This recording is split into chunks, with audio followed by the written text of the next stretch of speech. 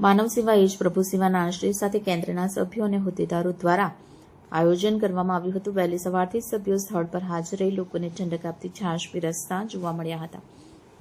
આ સેવાકીય કાર્યનો સિવિલ હોસ્પિટલમાં દર્દી અને પરિવારજનોએ લાભ લીધો હતો અને આયોજકોની પ્રશંસા કરી. જય અંબે વ્યસન મુક્તિ કેન્દ્ર દ્વારા માત્ર વ્યસન મુક્તિ જ નહીં પરંતુ સમાજમાં સેવા અને માનવતાના મૂલ્યો પ્રસરાવતો પ્રયાસ કરવામાં આવે છે.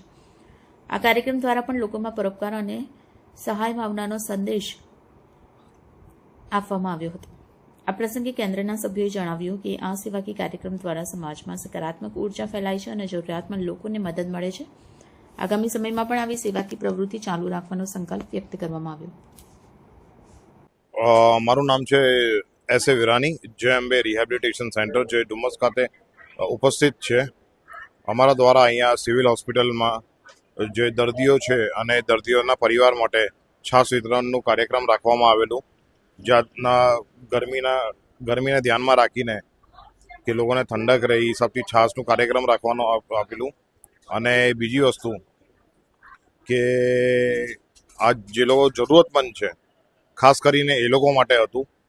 અને બહુ શોખથી એ લોકોએ આજે એ લોકોને જોઈને ખબર પડી કે બહુ શોખથી એ લોકોએ એ વસ્તુ કરી. અને મેં તો બધાને કહીશ કે આગળ આવીને એવું જ કાર્યક્રમ કરતું રહેવું જોઈએ, કેમ કે માનવ સેવા એ જ પ્રભુ સેવા છે.